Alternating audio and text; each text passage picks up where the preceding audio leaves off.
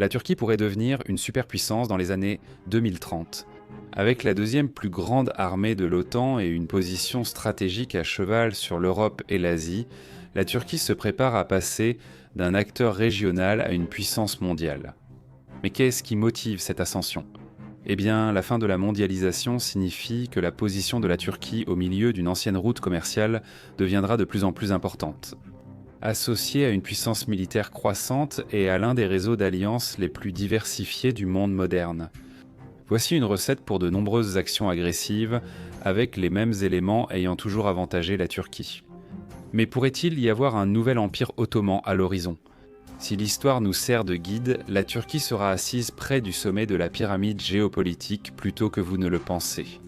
Malgré une population diversifiée de plus de 85 millions d'habitants, c'est généralement le dirigeant de la Turquie qui fait la une des journaux.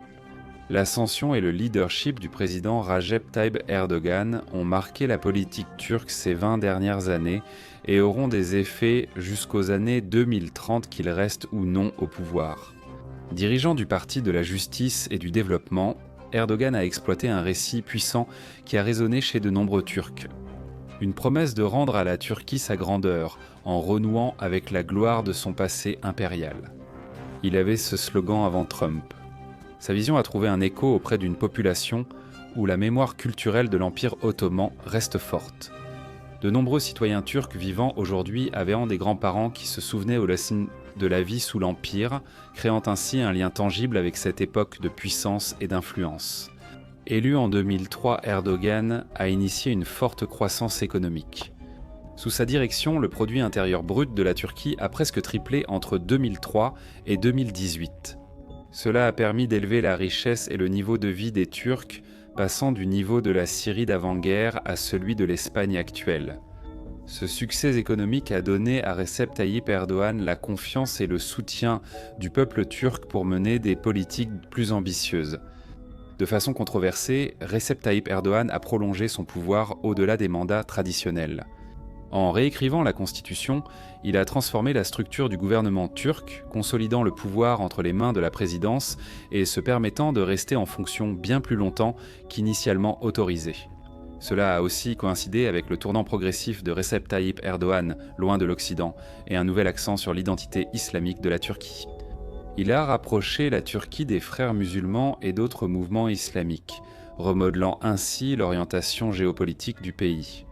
Cela à chaque fois l'a fait de la Turquie un partenaire difficile à comprendre pour l'Union européenne et l'OTAN, mais cela s'aligne avec l'histoire de la Turquie, qui a toujours été liée à l'Orient. L'histoire de la Turquie est riche en succès, et une étude attentive révèle les avantages cachés qu'offre le fait d'être le carrefour des civilisations. Alexandre le Grand a jeté les bases du réseau de la route de la soie lors de ses expéditions vers l'Orient. La soie, les épices, les textiles et le thé traversaient en soi le continent eurasiatique et finançaient que des dizaines de royaumes. La région de l'Anatolie, l'actuelle Turquie, servait de pont crucial entre l'Orient et l'Occident. Cette route commerciale a été développée davantage par les Romains et a finalement conduit à l'Empire byzantin. Basé à Constantinople, il est resté au pouvoir pendant tout le Moyen Âge.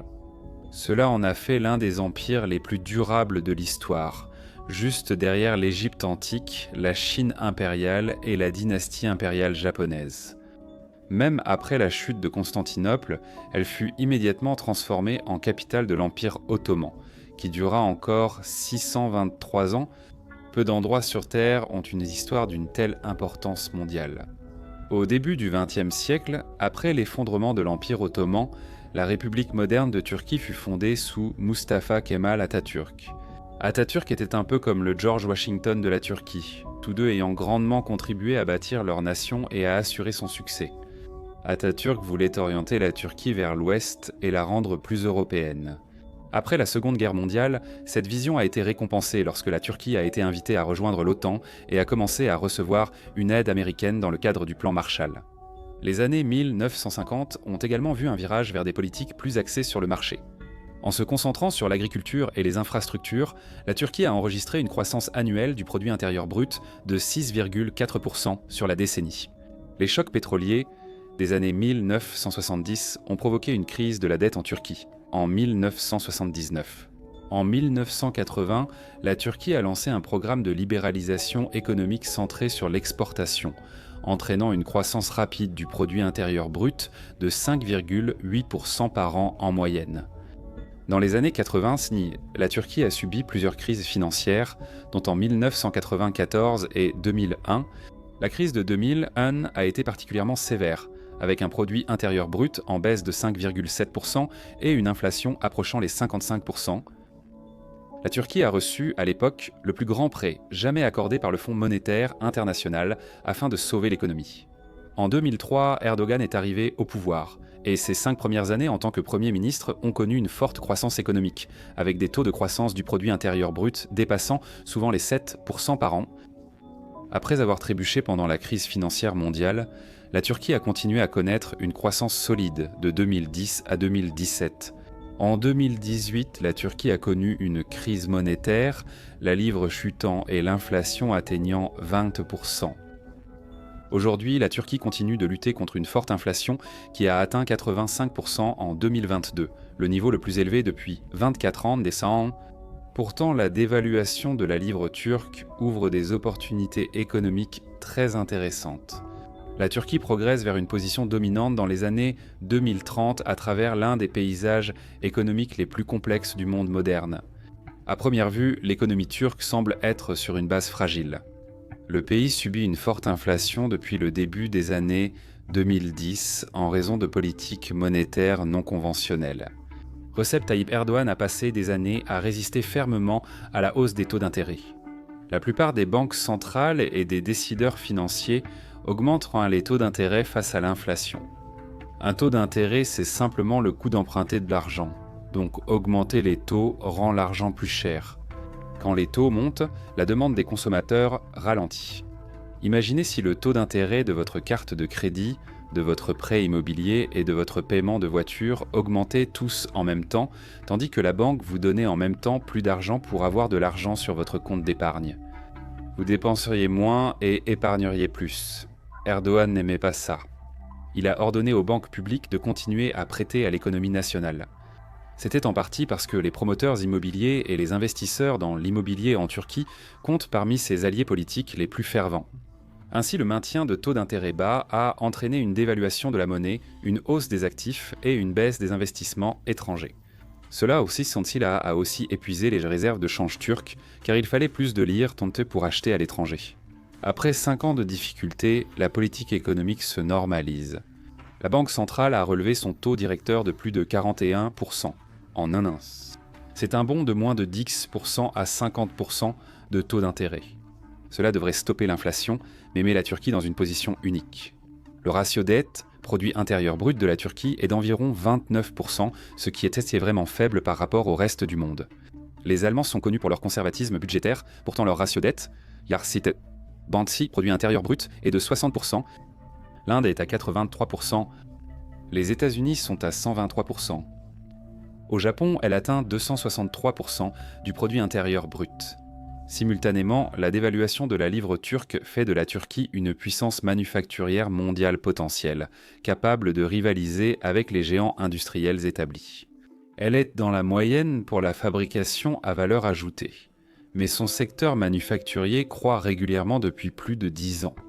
Le pays est devenu un nouvel acteur de la fabrication automobile grâce à sa main-d'œuvre qualifiée, abordable et à sa situation géographique stratégique. Une croissance comparable touche le textile, l'électronique, la machinerie et l'agroalimentaire. La puissance industrielle de la Turquie en fait une alternative intéressante pour diversifier la production hors de Chine face aux tensions avec les États-Unis et l'Union européenne. La dévaluation de la monnaie va aussi stimuler le retour d'un autre pilier économique turc, le tourisme. Avant 2020, la Turquie était l'une des destinations touristiques les plus populaires au monde. En 2019, le pays a accueilli 51 millions de visiteurs internationaux dépassant des centres touristiques majeurs comme le Mexique, la Thaïlande, l'Allemagne et le Royaume-Uni. À mesure que les voyages internationaux reprennent, le secteur du tourisme en Turquie est prêt à redevenir un contributeur important à sa renaissance économique. Cela signifie un flux constant de visiteurs, d'euros et de dollars vers la Turquie. Une partie de cet argent ira à la sécurité énergétique de la Turquie.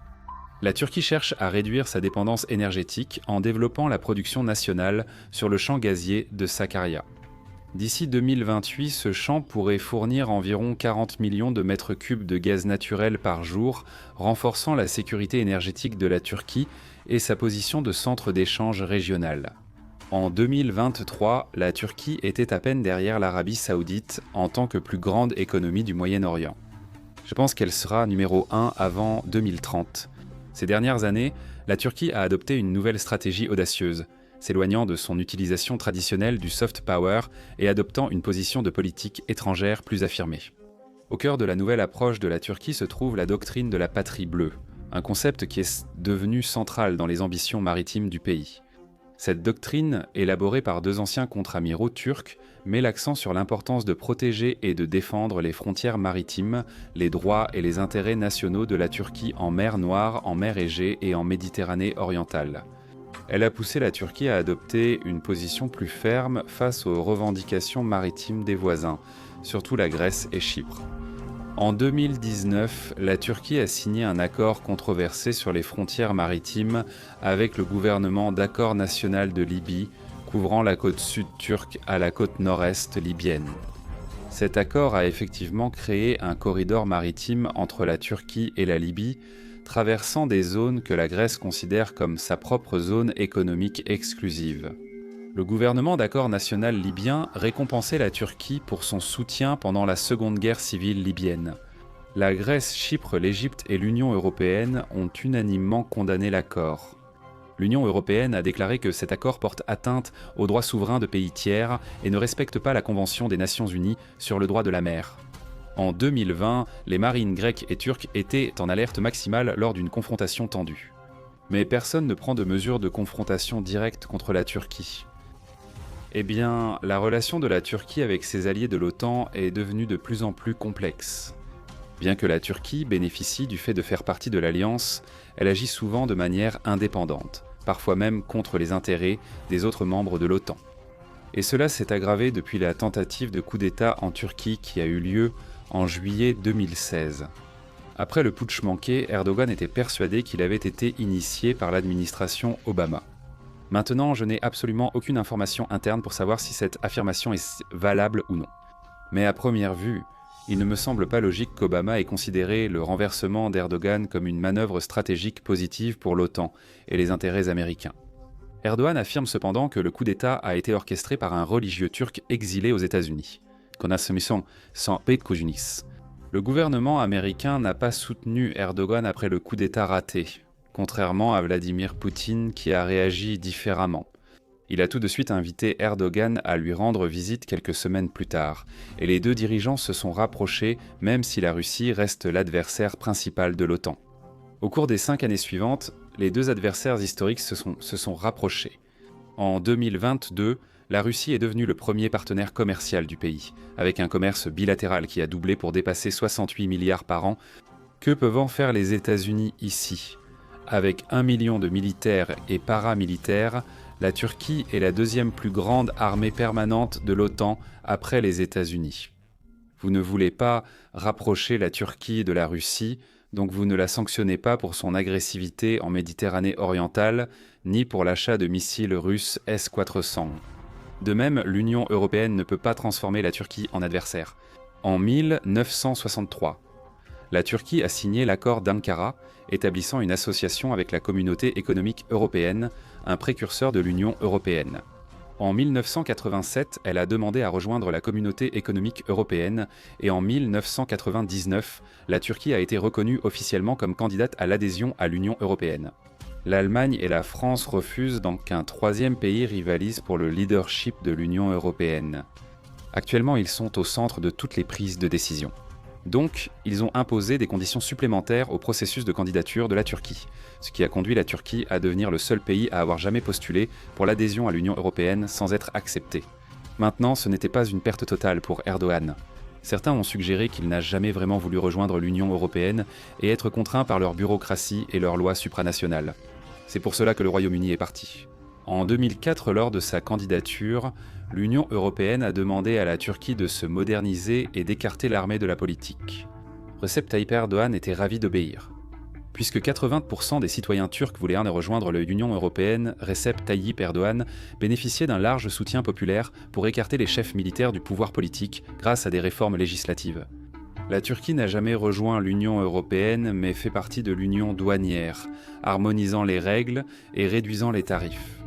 Et depuis le début de ce processus d'adhésion en 2005, la Turquie est devenue un acteur de plus en plus indépendant. L'une des façons dont elle exerce son pouvoir et son indépendance vis-à-vis de la Union européenne est en contrôlant le flux de migrants venant du Moyen-Orient. La Turquie accueille l'une des plus grandes populations de réfugiés au monde, comprenant plus de 3,1 millions de réfugiés syriens et 300 000 réfugiés et demandeurs d'asile d'autres nationalités.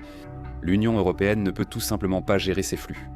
Ainsi, depuis un demi-décennie, ils ont versé à la Turquie plus de 10 milliards de dollars pour les héberger. Mais à mesure que l'enjeu politique s'intensifie nationalement, la Turquie gagne en influence. Erdoğan a même menacé de laisser entrer davantage de réfugiés en Europe s'il ne reçoit pas d'aide supplémentaire. La Russie et la Turquie se sont fait la guerre 17 fois. Les 17 ont été perdus par la Turquie. Donc la puissance militaire est toujours une priorité pour les Turcs. Et la conscription obligatoire pour tous les hommes est en place depuis la fondation de l'État turc moderne. Les forces armées turques, autrefois centrées sur la défense intérieure, sont devenues une force expéditionnaire capable de projeter leur puissance au-delà de leurs frontières. Les troupes turques sont désormais stationnées en permanence dans 6 pays différents, menant des combats non seulement à sa frontière en Syrie et en Irak, mais aussi à des centaines de kilomètres, en Afrique. L'un des exemples les plus significatifs de la projection militaire de la Turquie est sa présence dans le nord de Chypre. Depuis l'invasion de 1974, la Turquie maintient environ 40 000 soldats sur l'île. Ce déploiement à long terme vise à éroder lentement la souveraineté chypriote et permet aux Turcs d'exploiter les ressources énergétiques du champ gazier Aphrodite. Dans le nord de l'Irak, la Turquie a établi plus de 100 avant-postes militaires utilisant la stratégie de la tache d'encre pour contrer les séparatistes kurdes, en particulier le Parti des travailleurs du Kurdistan. En Syrie, les forces turques ont mené plusieurs opérations, dont l'opération Bouclier de l'Euphrate en 2016 et l'opération Rameau d'Olivier en 2018, visant à combattre l'État islamique et les combattants kurdes, tout en établissant une zone tampon le long de la frontière. L'expansion de la Turquie s'étend à l'établissement de bases militaires à l'étranger. Le pays a construit une base militaire de 5000 personnes au Qatar et maintient une présence importante en Somalie, où des centaines de soldats turcs forment des soldats somaliens dans le cadre d'un effort plus large de reconstruction du pays. Pour soutenir cette présence militaire accrue, la Turquie prévoit d'augmenter ses dépenses de défense de 150% en 2024. Les drones turcs ont joué un rôle clé dans le conflit du Haut-Karabakh en 2020. La Turquie a soutenu l'Azerbaïdjan dans sa victoire sur l'Arménie et les leçons de ce conflit ont servi pour l'Ukraine. En 2023, la Turquie a vendu pour 4 milliards de dollars de drones à plus de 30 pays, devenant ainsi un acteur clé du marché mondial de l'armement. La Turquie renforce son influence et ses capacités militaires, s'imposant clairement comme acteur majeur de la région. Le seul concurrent qui représente une menace crédible pour la Turquie est la Russie, mais celle-ci se retrouve embourbée dans la guerre en Ukraine et confrontée à l'expansion de l'OTAN vers le nord. À son apogée, l'Empire ottoman s'étendait sur 3 continents et gouvernait une grande partie de l'Europe, de l'Asie et de l'Afrique. De tels sommets sont inatteignables à court terme. Mais c'est un récit convaincant que les dirigeants turcs peuvent raconter à leurs citoyens. Dans le contexte géopolitique actuel, la Turquie attire peu l'attention des médias occidentaux. La guerre en Ukraine, la montée de l'Inde et les tensions en mer de Chine méridionale attirent dans toutes beaucoup plus d'attention. Mais ce manque d'attention représente aussi une opportunité pour la Turquie. Alors que les États-Unis se retirent du monde et que la mondialisation s'essouffle, une puissance régionale dotée d'une capacité industrielle, d'un accès maritime précieux et d'une force militaire est prête à s'étendre dans le vide laissé. Nous suivrons de près la montée en puissance de la Turquie sur cette chaîne. Nous vous conseillons de faire de même puis de regarder notre vidéo sur la montée en puissance de l'Inde.